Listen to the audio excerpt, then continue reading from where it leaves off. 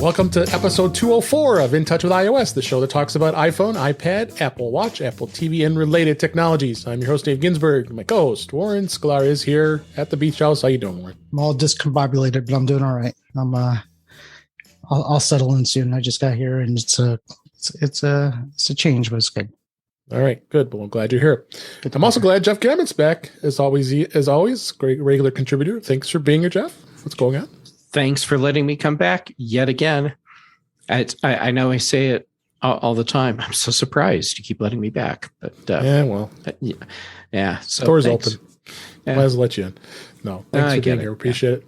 And I'm so excited to have Andrew Orr back on the show. Andrew, how you doing? Hey, I'm doing good. Long time no see, everyone.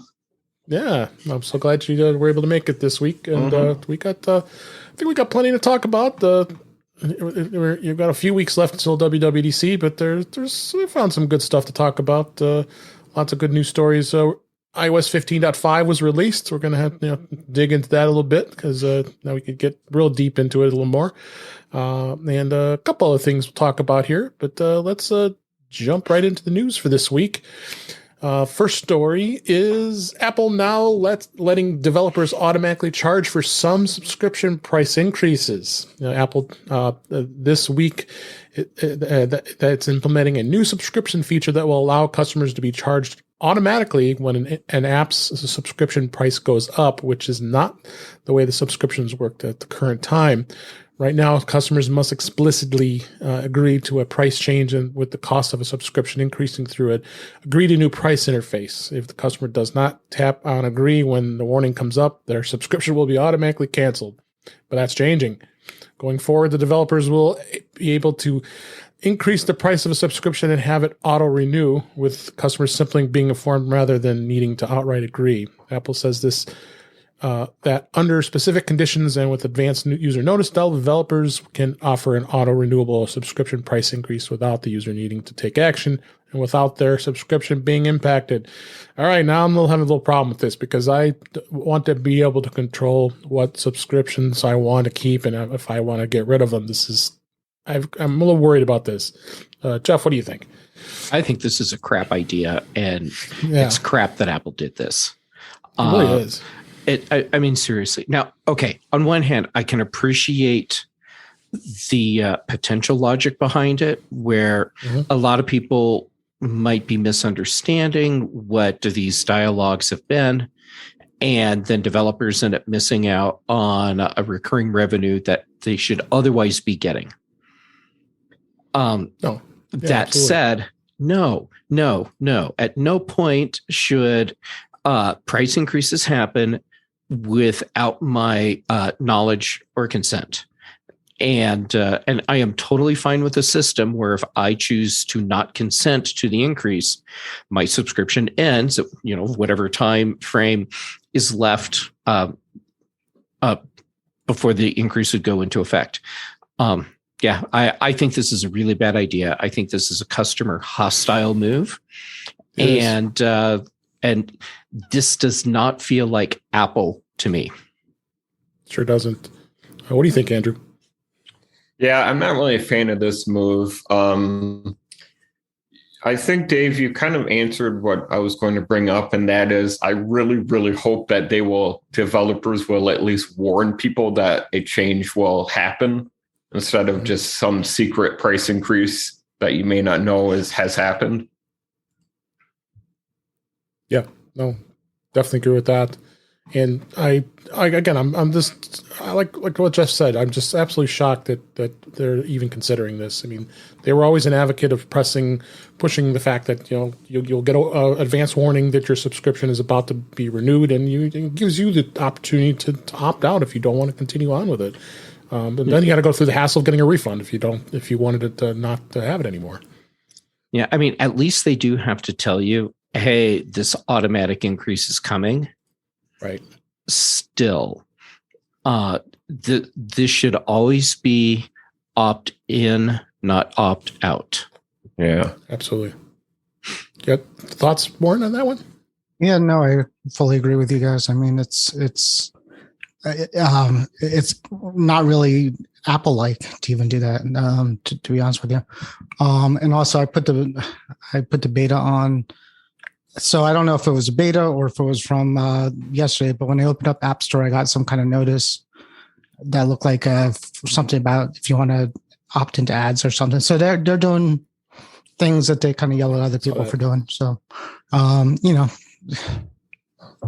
yeah. Yeah, saw that. So, well, we'll see where this goes. I'm not too. None of us are too terribly excited about it. This goes nowhere good. No, it doesn't. They'll back out. I bet. Something a little better. The people are looking for a little more affordable iPad Air specifically. Apple is now offering refurbished 2020 iPad Air 4 models. They started selling them this week. It's the 4th generation iPad Air. This is the first time since the tab was actually released in October of 2020. 4th gen, of course, introduced the all-display design, an array of different colors, Touch ID on the home button. That was the first one. So it's available in a 64 or 256 gig capacities, $469, which is $80 off, and $549, which is about $100 off. So it's good to see that they continue to releasing a lot of these refurbs because people want to save a few bucks, and iPads are an investment. So, what do you think, Andrew? Oh, I think it's good news, especially since it's still a new device. It's only 2 years old.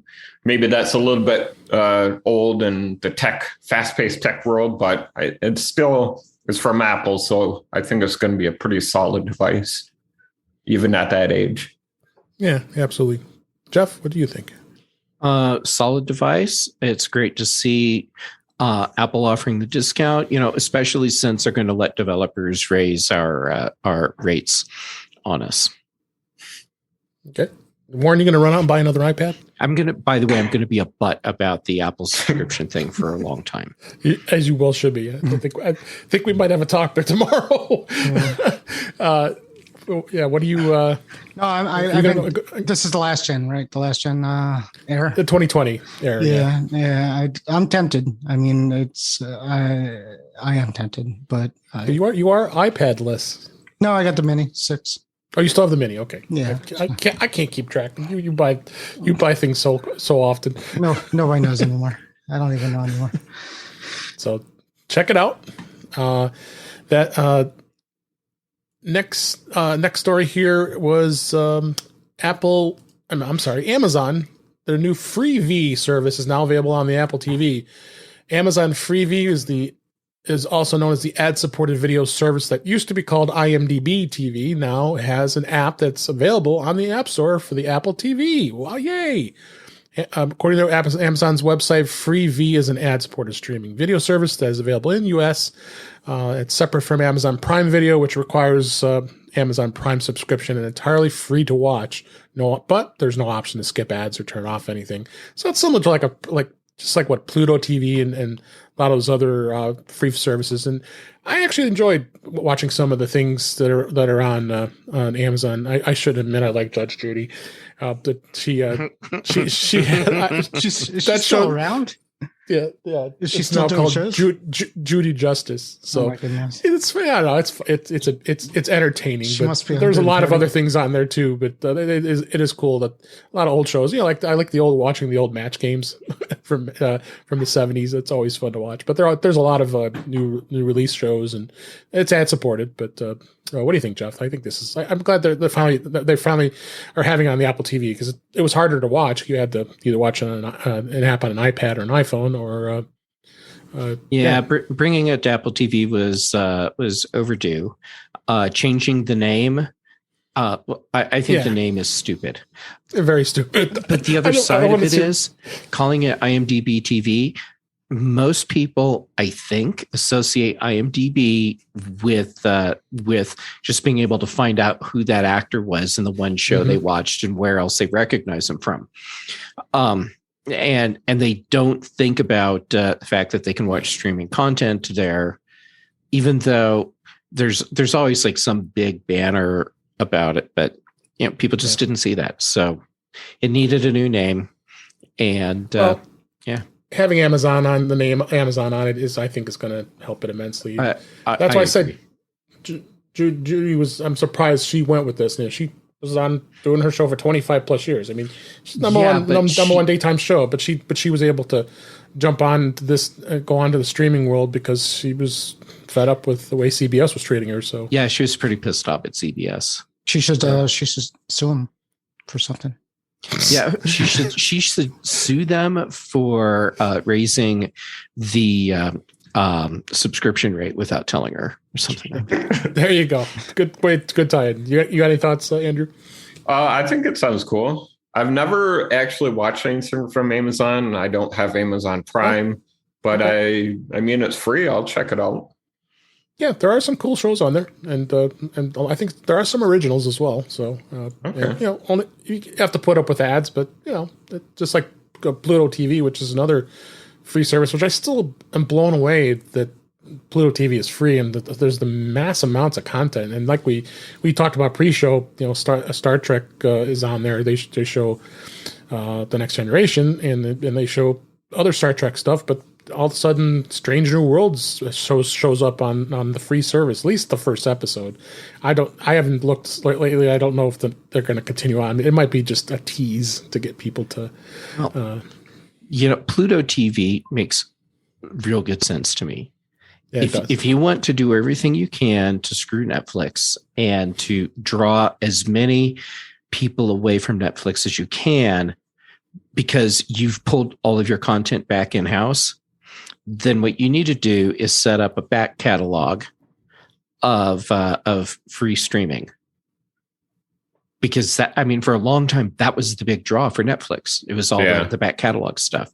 Do something like this, and now you have yet another reason not to have a Netflix subscription. Yeah.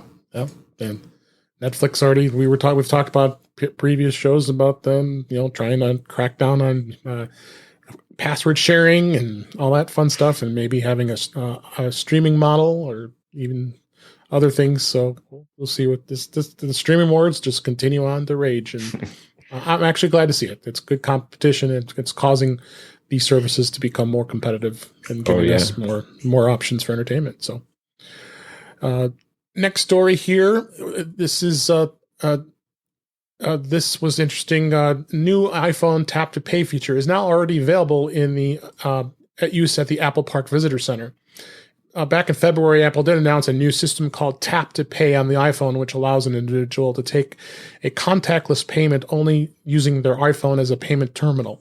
With the feature active, a customer can simply tap their NFC iPhone or bank card on the top of the receiving device's phone and enable a contactless transaction. The Apple Store is already trialing it out and rolling out this feature, but the Apple Visitor Center had it available. So I'm hoping to see this get more widely adopted, because I think this is going to be really cool, and it's going to be really cool for vendors who want to sell things and be able to have this and not have to pay a atrocious amount of money they already pay to Square and other types of services. What do you think? What do you think of this, Andrew? I think it's really cool. What I was wondering is, does it just work with NFC, or do you need one of the newer iPhones that have that U1 chip for like the close contact? I thought it was NFC. I think it's just NFC. Okay. Yeah, so you don't necessarily have to have the U1 chip, but the newer iPhones already have that. So right. So yeah, it's cool. I hope it becomes more widespread. Absolutely. No, with iOS 16 coming, there's going to be even more of this evolving on this. Any thoughts on this, Warren? Yeah, this is kind of what they said they were going to do, right? They're going to, you're not going to need Square readers, because I think it's going to, I don't know if that's the same technology with the NFC or if it's something different. So, we talked about this in the past, and, definitely paying that way is cool, but we also talked about like adding Apple Cash that way too, because how cool would it be just to tap phones and transfer money? So yeah, it's good. They opened it up. 2 years ago? 2 years ago, people were saying, "Open up NFC," right? This lockdown, open it up. Well, it's another service. Jeff, thoughts on that? Yes, I don't think this is actually going to take away any of the fees because this doesn't sidestep Square or any of the other services. Right. Yeah, this is an API. And I'm pointing this out because I think there's still people out there that are confused by this. So this is Apple opening up an API so that the little portable terminal transaction device companies have yet another way to be able to handle transactions, and saying this is going to cut into their revenue because now they won't sell as much hardware. No, they could give away all of the hardware for free if they want. You pay for the hardware because that's how you show the company that you're actually going to use it. It's not because they need the money for it. Right. Right. Yeah. So but it's great because this is yet another way that retailers, especially like the small retailers at farmers markets and craft fairs and stuff, will be able to process transactions. And so that's great. Absolutely. Next story here. This is actually in conjunction with iOS 15.5 release, which we'll talk a little bit here. Apple releases the Swift Playgrounds 4.1 for iPad and the Mac. Following the launch of 15.5 and Monterey 12.4, Apple released Swift Playgrounds 4.1. It's the latest version of the app on both the iPad and the Mac that is designed to teach users how to code and build apps. On the Mac, the Swift Playgrounds 4.1 will add a host of new features, including support of building Mac apps and Swift UI with Mac 12.4 or later, with walkthroughs. And Apple has a full release talking about what's included and all kinds of great stuff. And Swift Playgrounds, I just, time. That's always the hard part of spending time trying to dive in and really want to play with this. And and I'm not a developer by any means, but I think this is such a great thing that Apple's done as far as making it so much easier to code using Swift Playgrounds. What do you think, Jeff? Yeah, it's great. And the more accessible Apple makes it, the better off we all are. So yeah, this is great. Mm-hmm. Absolutely. Andrew, you thought? Not really a whole lot to say, but yeah, I think it's good. More like Jeff said, it just makes coding more accessible. Next story here. This was super exciting, and I think all of us got an email about this. This was Apple announcing live music that they're going to be streaming on Fridays. This story is actually Apple Music streaming. Harry Styles in concert was going to be a live stream. Actually, it was this week as we record this. It's going to be live streaming some concerts from major artists as part of an Apple Music Live. New feature kicks off with, like I said, Harry Styles. And Apple Music subscribers in over 167 countries can watch the live shows at no extra cost from Apple Music. And this is what came from Apple here, saying no matter how much time and effort an artist may spend crafting music in the studio, it's on the stage where they really get to show their work. Apple Music Live is going to be a newer reoccurring series designed to do just that, give the biggest stars in music the biggest possible platform to flaunt how they connect with audiences and how their songs translate to live performance. I'm super excited about this, and I think we're all here that we love music. What do you think, Andrew? I'm pretty excited about this. Yeah, I think it's great. I'll definitely be checking it out. I think it'd be cool to have a concert every week as opposed to every month, but it's still cool. Yeah. I think Apple Music can definitely do more to make video content like music videos more easily discoverable, because I think like they do have music videos on there now, and now they're doing with live videos. I think hopefully maybe they can add that to its own section in the app or something. Absolutely. I was pleasantly surprised to see that they sent that email. The email was kind of different from that article I linked from 95 Mac, but they really just they just went into detail, just basically saying, they're going to have live performances. And, hey, that just shows the Apple Music is evolving. Mm-hmm. What do you think? What do you think, Jeff? Yeah, this is great. I don't think we'll get the days that back that we had when Apple would do their whole music festival in London. Yeah, that was fun.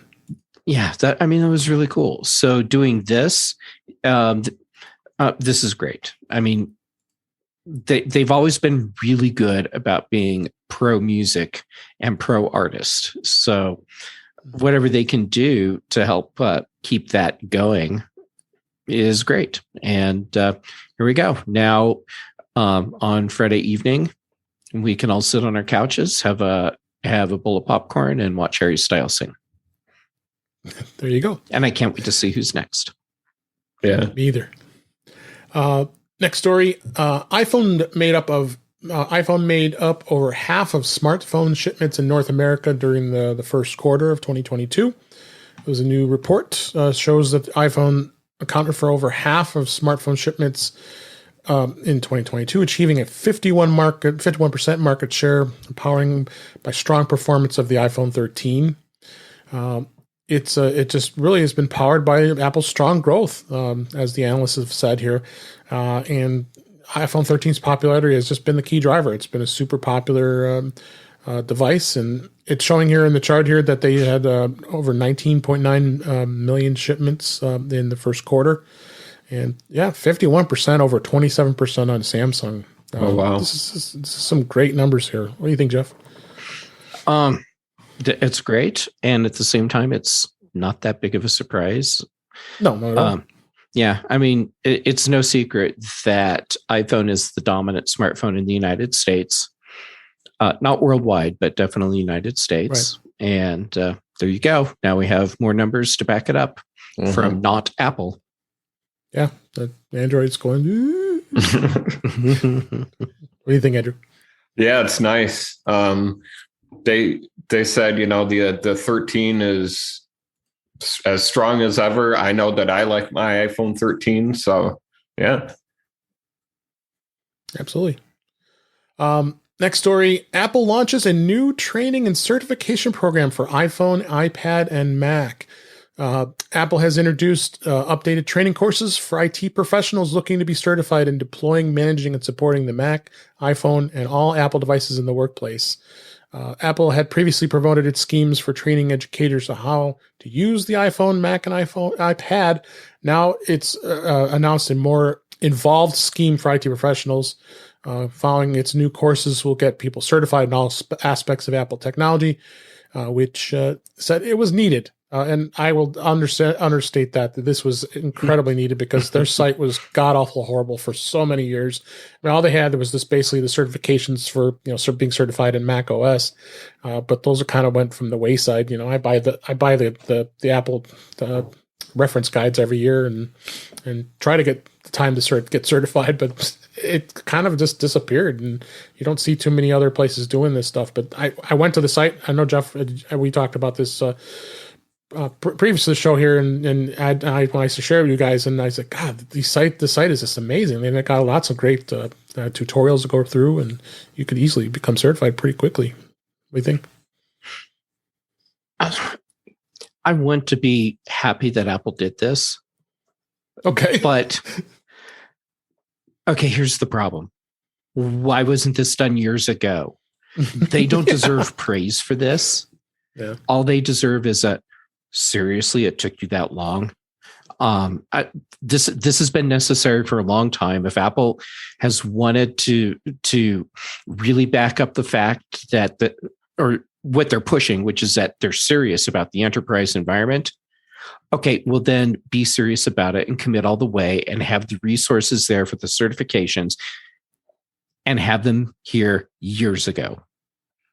So I guess it's the best time to have done this was 5 years ago, 10 years ago. The second best time is now. Yeah. Post pandemic, well, the worst part of the pandemic, where a lot of people could have been spending time on this to have out through the whole pandemic. I mean, there's so many people that could have been working on their certifications because they were sitting at home, not at the office. But yeah, and it looks like they've got 2 courses so far, but they're partnering with in-person initiatives too, with community colleges and universities that offer in-person preparatory sessions. Because let's face it, some people like to have more in-person training than they do doing it online. What do you think? Mhm. What do you think, Andrew? I think I'm excited about this, but I agree with Jeff. Was way overdue. I think it sounds interesting. Is this something that anyone can do? You can go on the site right now and go through, and they've got a lot of the practice exams and practice sessions. You can go through and go through all the steps for mobile device management, and that's a start. But I think they're going. If anything, what they'll do, it sounds like they're going to expand this because they also partnered with Mac Admins Foundation, which will offer vouchers to help students with financial difficulties if they want to get certified. Because some people have a tough time affording that stuff, but. Well, that sounds great. I'll check that one out too. Yeah, no, this is good stuff. And in conjunction with that, I wanted to actually mention this. This actually was an article today as we record this. Apple promises changes in Final Cut Pro after video editor complaints, and it's not necessarily for iPad or iPhone, but I wanted to talk about this only because it incorporates what we just talked about here. And Apple has responded to an open letter from video editors and filmmaker professionals pledging to incorporate requested features into Final Cut Pro. Back in April, a collection of Final Cut Pro users penned an open letter to Apple asking that the company to do more to promote the video editing platform to the TV and film industry, as well as incorporate new features. And Apple actually officially responded. And they actually said that to the authors of the recent open letter regarding Final Cut Pro and the TV industry, the creative community has always been so important to us at Apple. We're grateful for your feedback, they wrote. The company added that it has plans in place to address some of the feature requests. It's also adding that it recognizes that it needs to work alongside video editors to support film and TV projects. And they will begin offering certifications for professional video editing in May. So that hasn't even showed up on that site yet. And it may show up soon in May. And they also want to establish a panel of industry experts in the summer and expand the content and frequency of Final Cut Pro workshops and film events. So what do you think, Jeff? I think this is at least a good step in the right direction, but I think this is another case of, come on, Apple, you took forever to do this. Yeah. This is one, and I'm not coming to Apple's defense here, but this is one that's just been really hard. Apple was in the position where it was untenable to move Final Cut forward with the code base that they had. Final Cut was one of those products that Apple bought and rebranded. And so they had to work with the legacy of what that code was, and they hit the point where they couldn't. So they had to throw it out and start over. And that's when we had the whole problem with all of a sudden Final Cut didn't do everything it needed to do, or that it did the week before. And Apple lost a lot of customers, and I don't think they've really gotten those customers back. So yeah. These open letters I think are good. Publicly calling Apple out to get them to acknowledge that they need to fix things, and then getting them to say publicly, and we're going to. I think that's a good thing. Mm-hmm. What do you think, Andrew? Yeah, I've never used Final Cut Pro, but I do know it's been a while since I've heard anything about it. So more updates. Hopefully Apple can make it better, and maybe they can get those customers back. And where is the version for iPad? Are they ever going to do it? Right. I'm surprised that's not even in this article, because that's the biggest thing you always hear complaints about. You got Luma Fusion, which is, I know, Jeff, you're a huge user of that app, and it's one of the best video editors on an iPad out there. Why isn't Apple interested in doing this on the iPad? There's so many others that are doing it. I agree. We're at the point where I assume that like every quarter, Avid and the Adobe Premiere team send Apple fruit baskets as a thank you for not having done more with Final Cut. Yeah, exactly. I mean, they're not tapping into their market. Actually, their market is expanding. Mm-hmm. Yeah, Avid's doing very well with it. Thank you very much. So, the good conjunction of the new release of the IT professional certifications as well. So, yeah, it was good to see. So, Anyway, that's the news for this week. Let's jump in. I'm going to talk about beta for this week. And Apple, right away, not even 2 days after 15.5 just got released, they seeded the first betas of 15.6 and iPadOS 15.6 to developers. It was released actually yesterday as we record this. Still don't know what's been introduced in 15.6 yet, but I'm sure they're implementing a lot of features that were planning to come out. I'm actually surprised, honestly, because since we're so close to WWDC here in the next 2 weeks, 2 or 3 weeks, I think, that they release another version here just before the conference. So what do you think, Andrew? Have you? I know you don't do beta, but I'd just like to hear your thoughts. Yeah, I don't do point betas. I do like the 0.0, like the first beta. And then once we get public, then I drop off. So I'm not running the betas, but yeah I am kind of surprised to see a release. Like you said, we are so close to dub. So I think it added iOS 15.5. There's some new feature in Apple Cash where you can send and receive right from there. And then there's we'll talk also about that in a second. Something with podcasts.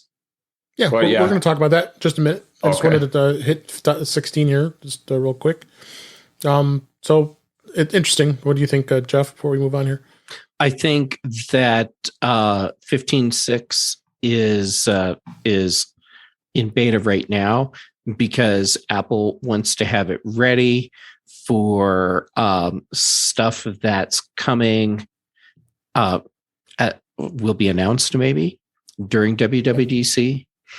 And so they need to have this beta in the works and being tested right now because I think it's going to drop faster than previous betas simply because of WWDC.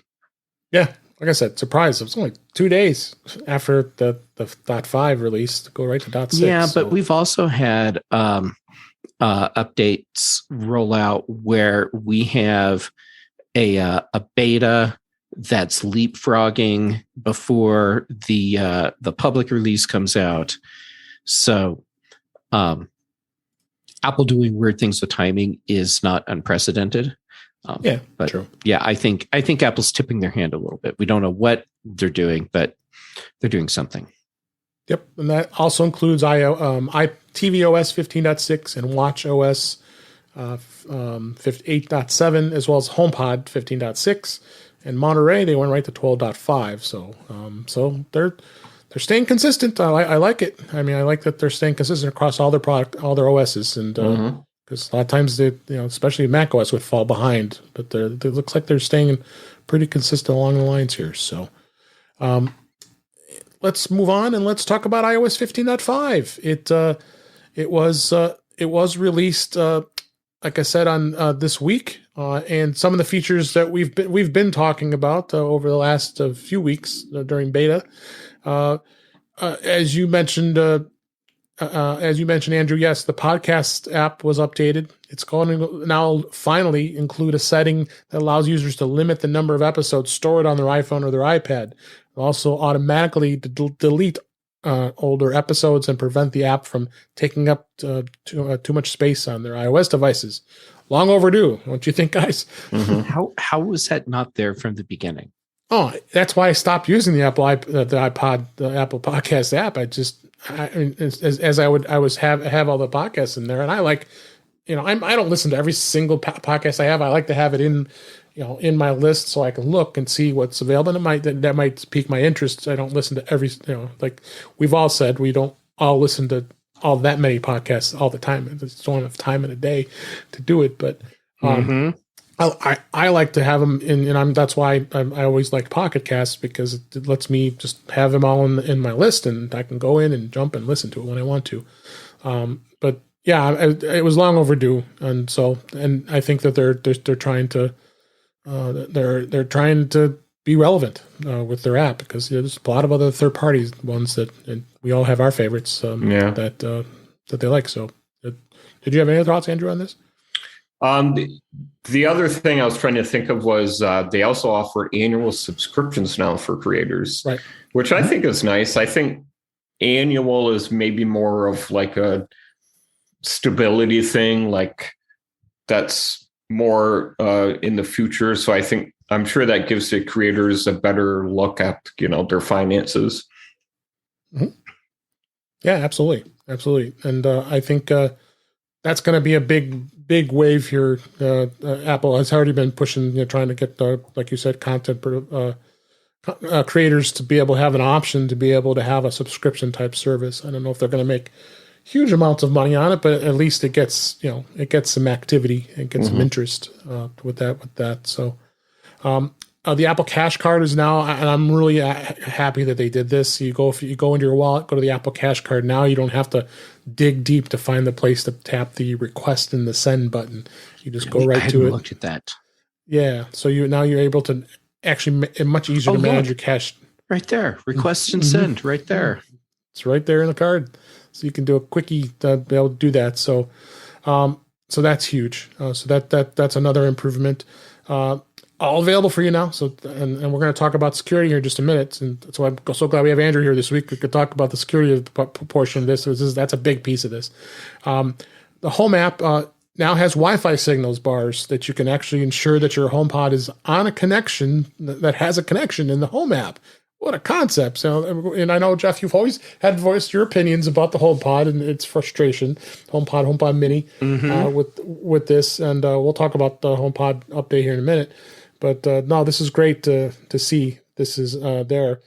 And interestingly enough, Universal Control finally is no longer in beta. So that means the feature is officially launched and that the bugs have been squashed. So you got, although I know we talked a couple of weeks ago, you were having problems with Sidecar and the iPad, but at least I'm seeing the Universal Control is going to be.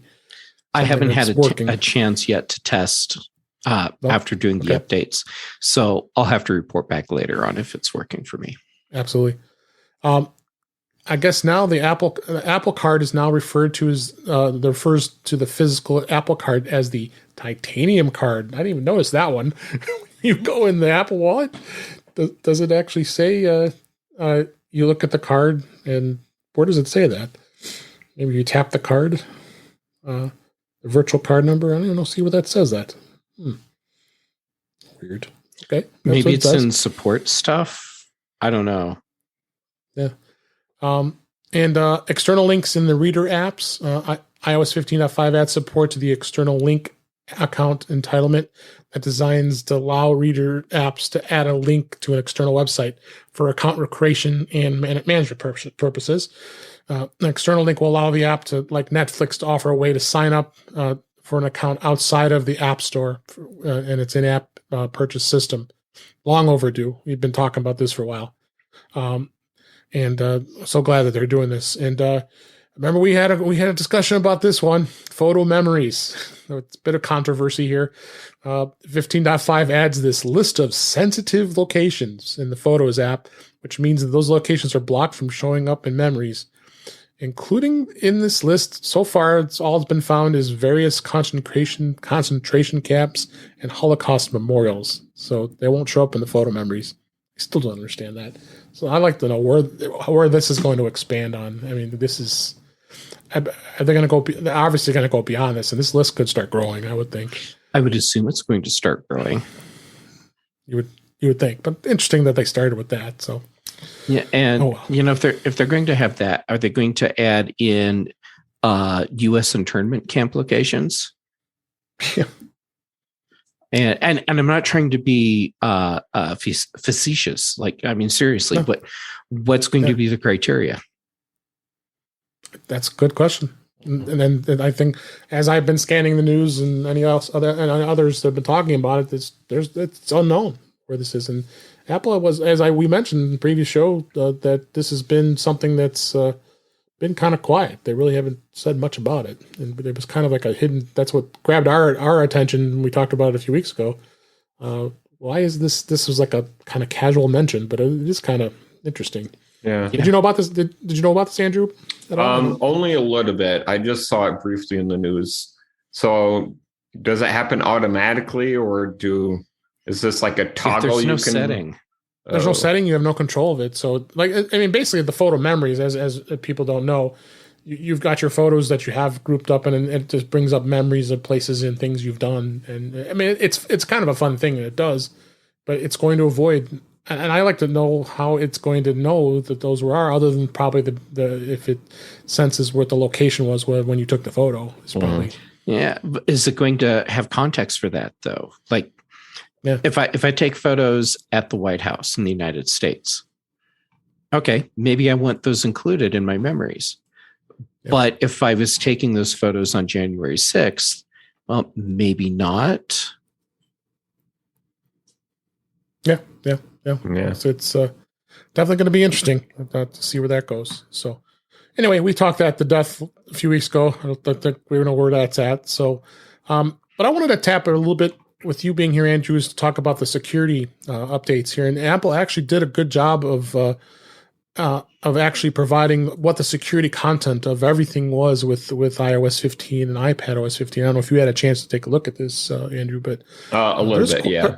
There's quite a bit of bugs that they've had to squash with kernel panics and launch services. Anything that stood out to you? So the article that I was reading was this. These researchers, I think it was recent. I think maybe 15.5 patched this. So these researchers in Germany, they found a way to deliver malware to your iPhone. I think it was via Bluetooth, even when your iPhone is turned off. Now, thankfully, it only works for jailbroken iPhones, but the researchers were like, what if this could be, spread in some way to non-jailbroken broken iPhones? But it sounds like it is patched now. Yeah, no, that's a good thing. But just really, you go through this list. This is a long list of stuff. It's amazing how many things on this list under the impact section issues? Say malicious applications can be installed, or malicious code can be installed, and privileges can be escalated. That's the way of saying someone can inject something in that allows them to become an administrator or act as an administrator on the device. I mean, four things talking about Wi-Fi alone was a malicious application can disclose restricted memory. I mean, we could go on and on here. WebKit, a lot of WebKit issues. Shortcuts had a bit of an impact too. Look at that! You can do a denial of service on a device over Wi-Fi. That would suck. Yeah, you keep rebooting your device and it just crashes. Yeah. And notes. It said it's impact processing a large input may lead to a denial of service. Yeah, I mean, it's just on and on. So anybody interested, I linked to the actual support article from Apple, so you can take a look at what security content is. So what does this tell you? You need to update now. Yeah. Don't wait. This is an important update. This isn't, even though this is a incremental one update, it's huge. So don't hesitate. I'm going to tell everybody and tell your friends, everybody, you need to update. There's a lot of security updates here. So yeah, super important to be checking that out. So HomePod, and I won't talk about watchOS. There really isn't much in there. HomePod, I didn't really notice anything huge as far as 15.5. I don't know if you noticed anything, Jeff, but it's still a dumpster fire. It is still just as broken as it's ever been. And it's still annoying, and you still have to go in and update it because it doesn't do it automatically. It's supposed to. You could set it to do it automatically, but I went in there and it still wasn't updated. And then I went to run it. I think it can take a couple weeks for it to auto update. Yeah, I mean, I went in and I thought it was it said on my HomePods, my pair, that not even 15.41 was on it. I'm like, what the heck? I had that same thing happen with my HomePod minis. Even though they had previously been updated, when it was doing the download, it said that it was downloading 15.41. And when the updates installed, it said it had done 15.5. Yeah. This is not making me feel very confident. Nope. So, and again, we got articles linked here in the show notes. With the podcast, we just talked about the episode controls, daily subscription trans, and hosting partnerships is another thing. And I was going to talk a little bit about iOS 16, but we're going to hold that off to next week because that's it's going to have some major changes, but it's all rumor. So we'll just kind of have to move on and skip that for today here. So I wanted to also talk about carriers. This in an article today, and I thought this would be something we could talk about here.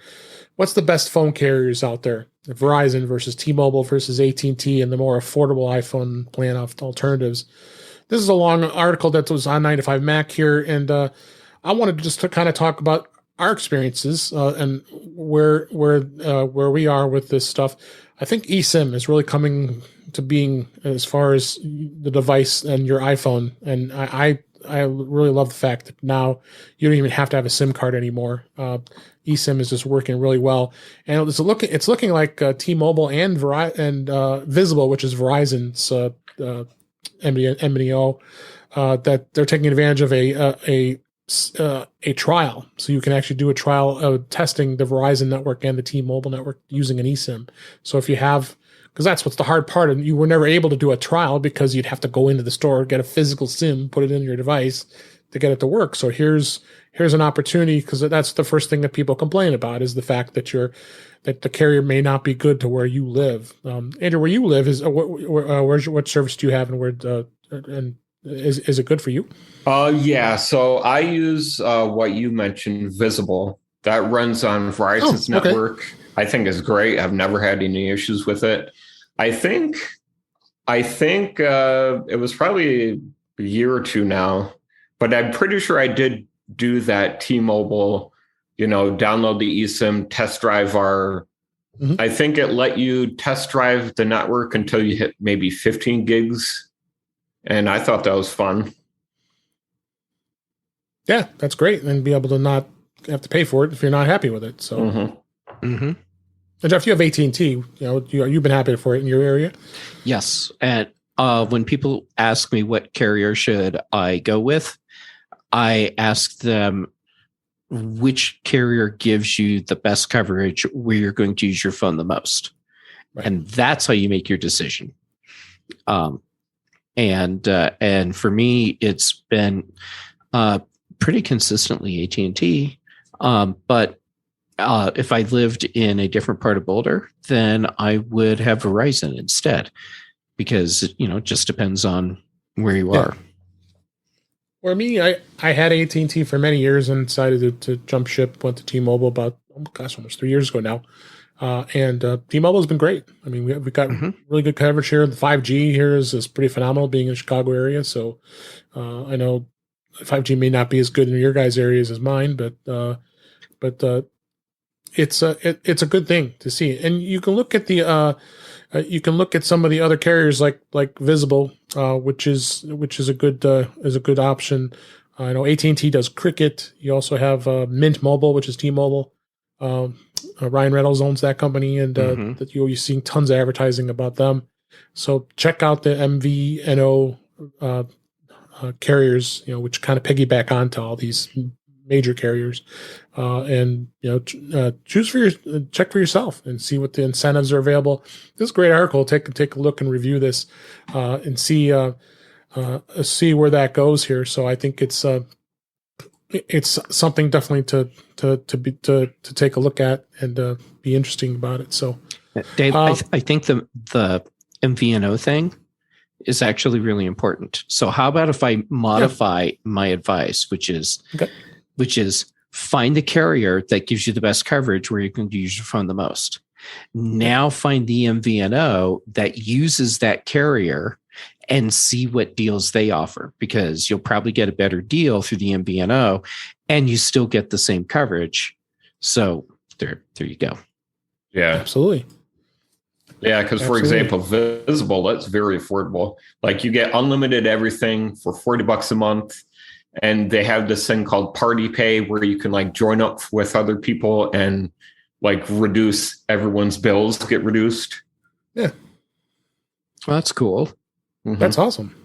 Yeah, I know that. I completely forgot about Visible. That's a definitely an interesting concept they've got with that. And Verizon was smart because I don't see too many MV. I guess Xfinity is on Verizon's network. I think about it, but they've been pushing many areas to jump on their mobile service, and I avoid them. I have enough of a challenge paying what I pay for their internet and cable service. So Yeah. I tend to avoid them. So, anything else you guys want to talk about on that topic? We'll move on here. I just want 5G. Give me my 5G. Yeah, well, they need it up by you. It's it's a little tougher. A little tougher up by you. Since they have it in Lower Michigan and the big cities, of course, but it'll take a while to get up here. Yeah. Once 5G started rolling out here, it's actually been pretty fast to watch it expand. Like this time last year, I had to drive over and sit in the middle of the Target parking lot in Boulder, and I could get a crappy 5G signal. And now I have a solid 5G signal like all around me. Oh wow! Yeah, so because I was in Michigan and Lower, and had been within the last year. And I was in the Traverse City area and heading up towards where you are, and it seemed like things were getting better as we drove up there, because I did a nice journey along the west coast of Michigan. So some of those areas can tend to be a little rural, but I think they're getting smarter and adding more and more towers, and everything needs to be expanded to 5G, and the spectrum has changed. So let's hope. I mean, because like I say, that's where you are. Any place that has rural areas, that's where the challenge is having this 5G coverage, because they're also T-Mobile and a lot of the other services are trying to push the home internet with 5G. Yeah, I think that'd be interesting to try. Because I did try I tried the 4G. I got their modem for a period of time and tried it, and I because they let you do a trial, and I checked it out, and it was nothing great. I mean, the 5G coverage in my house is not as good. It's okay. If I look on my bars right now, I'm only getting like 1 and 2 bars right now on the 5G coverage here, sometimes depending on where I am in my house. So coverage here. But if I go down the street, like Jeff, I mean, there's huge towers down the street here, and I stood in front of it, and I'd be getting 500 and 600 megabit plus speeds, not a problem on 5G. So, but it's good stuff here. So, let's talk about this real quick here. The iPod Touch, we did talk about that it died. It's gone. It is something that it just lives on, and the music does live on. But what could replace the iPod Touch? I don't think at this point in time. Obviously, when Apple discontinues something, as we talked about this, people love to jump and buy it. But I mean, they spent $200 for a device that's got an A10 processor that's iPhone 7 processing speeds. So it's really old. So I mean, what are you going to get? Maybe 2 years of support on that chip, if that. I mean, I think the iPhone 7 is probably going to, and this device, I don't even know is going to be supported by iOS 16 at some point.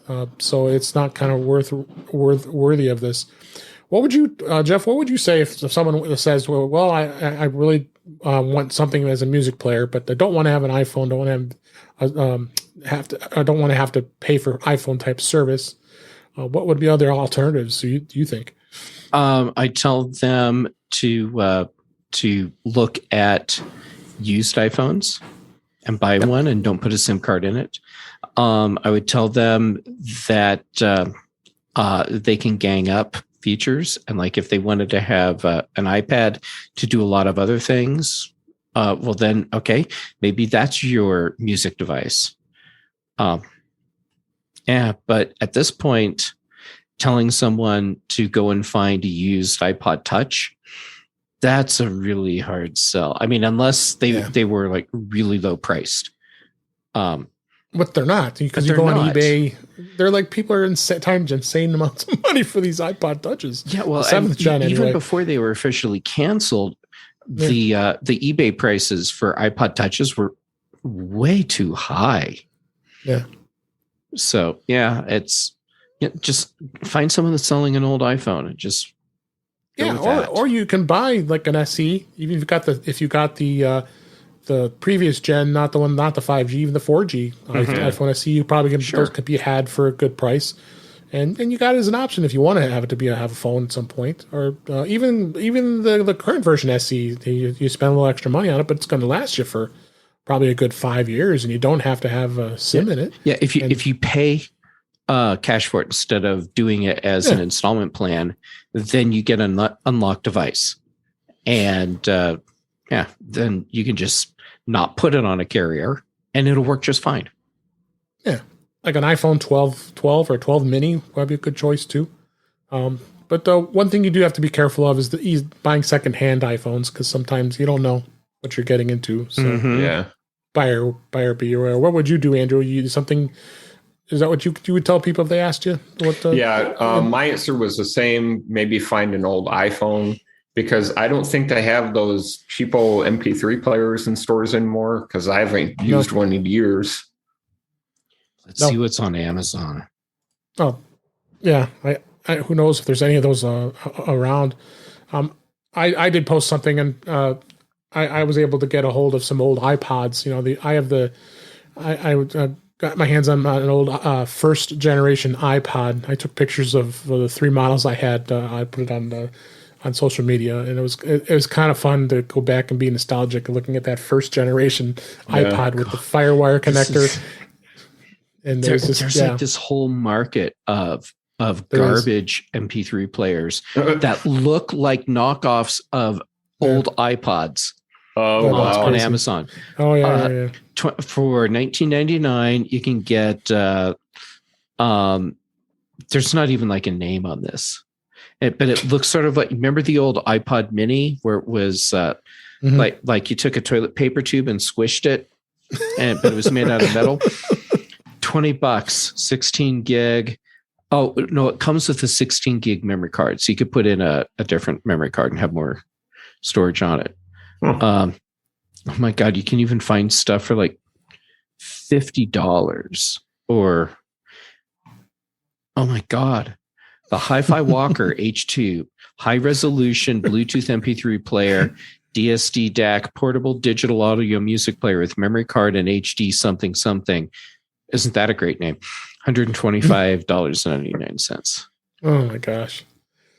But anyway, that's something with music players. But if you have an iPhone, what do you need anything else? You just use your iPhone to listen to music, and that's the reason why the iPod is off into the sunset to the history here. So I found this article. This was a good, interesting tip, but I wasn't aware that this did this.